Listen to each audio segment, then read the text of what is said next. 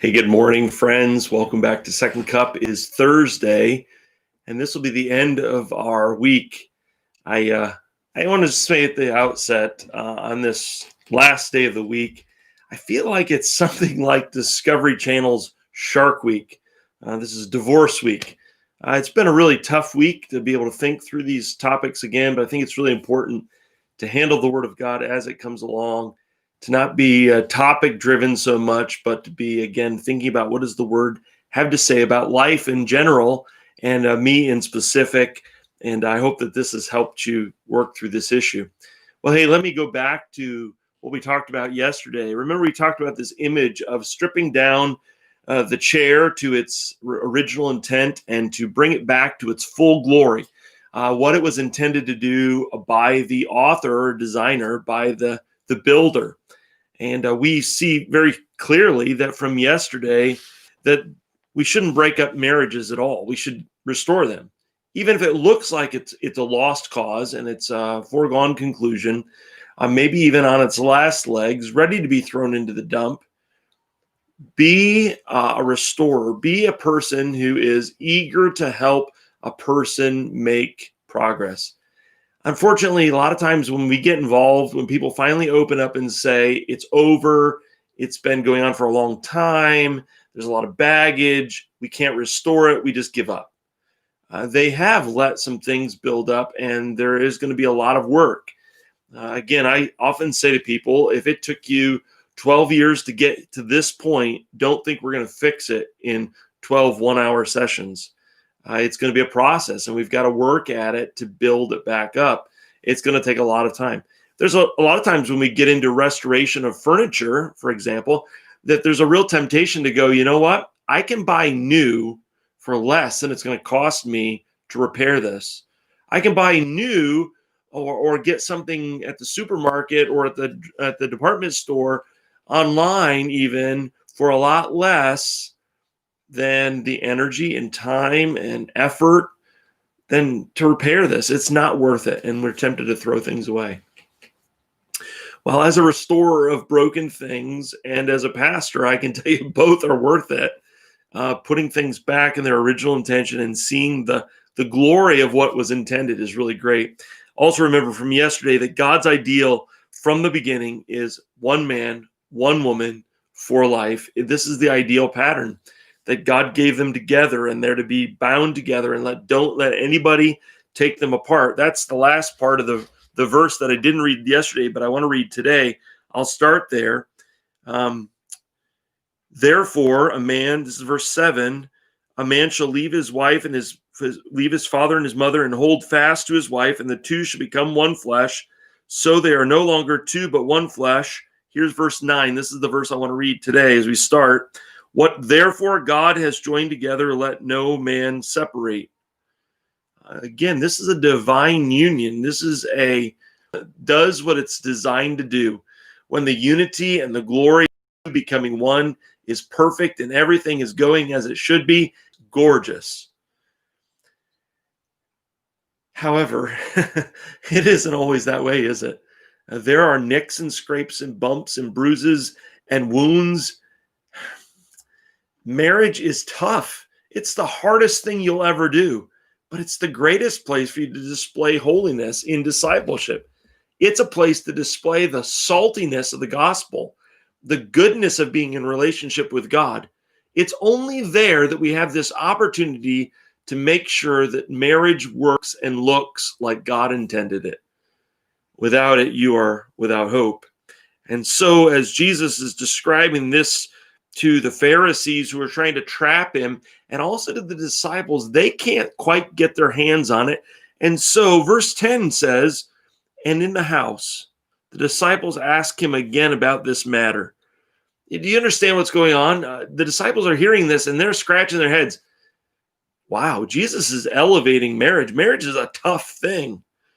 One of the only disciples that we know was married was Peter, who had a mother-in-law who would get sick. And we talked about that a little while ago.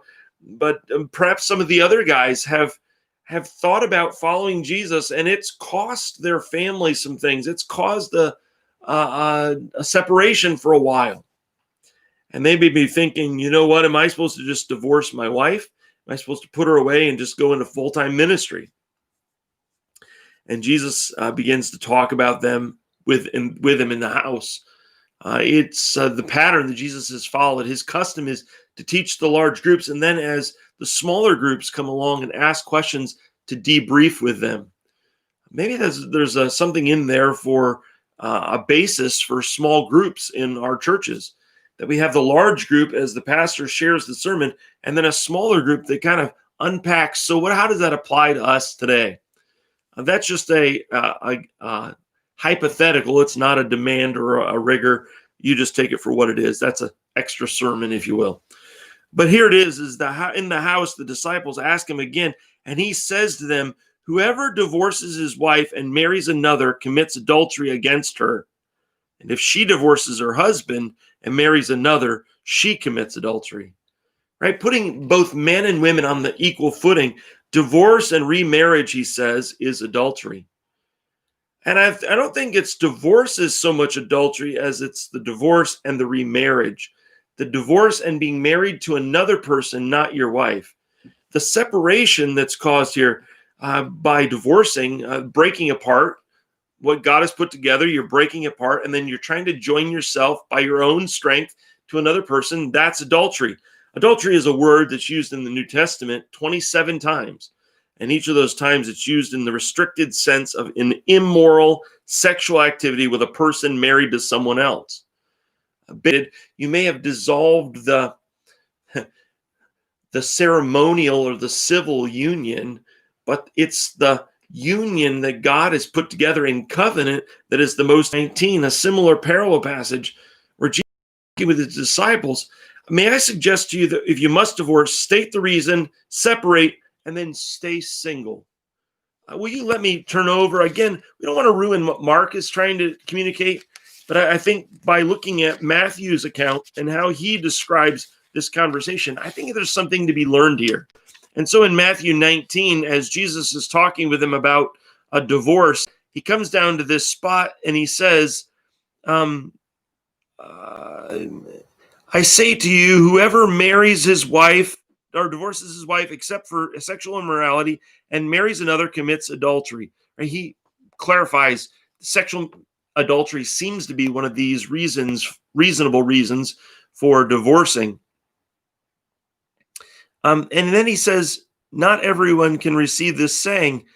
It's better not to marry, the disciple said in verse 10 of 19. And the challenge is, right, don't remarry. And the disciples would throw up their hands. It's too hard. It's too hard. You know what? It's better if nobody got married. Then you don't have to worry about this divorce and remarriage thing. You know what? It's just better. Literally, we choose instead celibacy. And what then Jesus says to them in verse 12 is, for there are eunuchs who have been made so from birth, and there are eunuchs who have been made eunuchs by men, and there are eunuchs who have been made themselves eunuchs for the sake of the kingdom of heaven. Let the one who's able to receive this, receive it.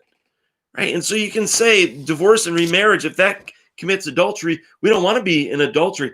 The dangers of the breakage of peace with another person and divorcing from them, don't keep sinning by marrying another one, a better one, trying it again. Instead, choose to be celibate, choose to be a eunuch, choose to be separated unto God until death. All right. The death is a breaking of the covenant. You can look at Romans 7, 2 and 3 that talks about this idea that the covenant between a man and woman is till death do us part, not just because we said the words, but that's how this covenant works. Remarriage is really a reconciliation bridge burner as well. Death breaks the pattern. There's no way to reconcile. There's no way to restore or remarry. But if your spouse and you are divorced and they remarry, you can't reconcile them either.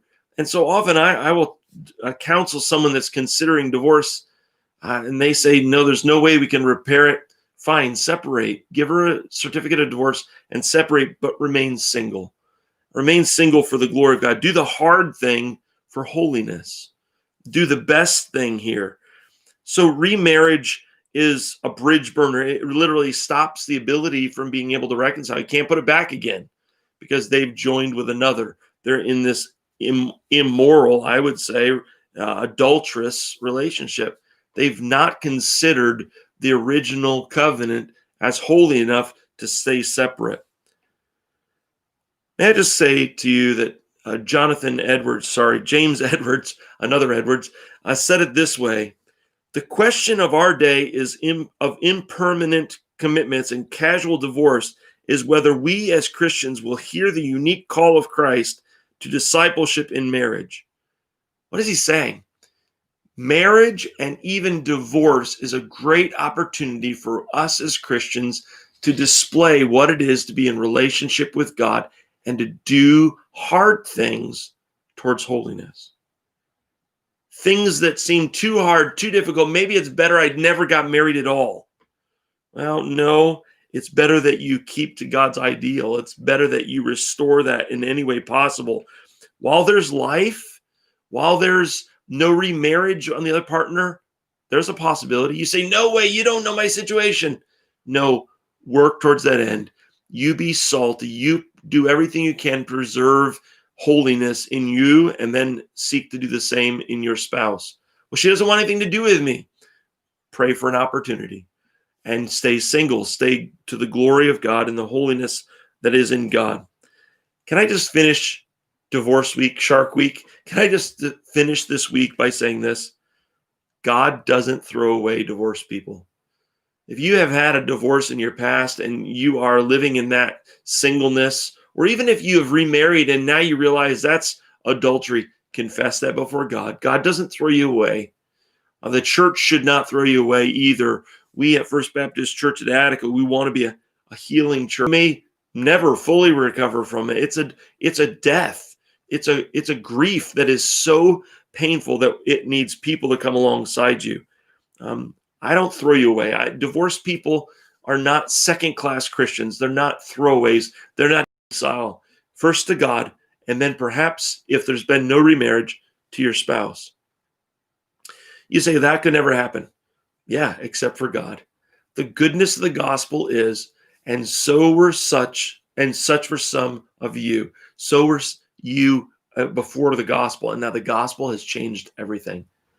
That is good news, friend. No matter what sin that you've been involved with, no matter what damage you've done to other relationships, there is a relationship that will begin to change the way you view forgiveness, change the way you view people. And it's called the gospel. If you'd like to know more, drop me a note, send me a personal private message, whatever. Stop and see me here at the church.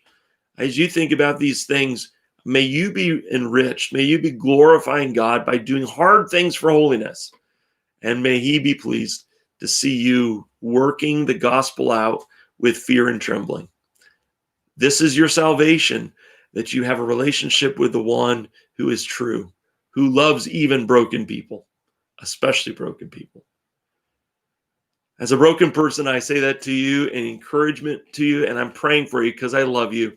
I'll see you again next week as we tackle the next section of Mark, as we go marching through this gospel, applying it to our lives and putting it into practice. I'll see you soon, friends. Bye-bye.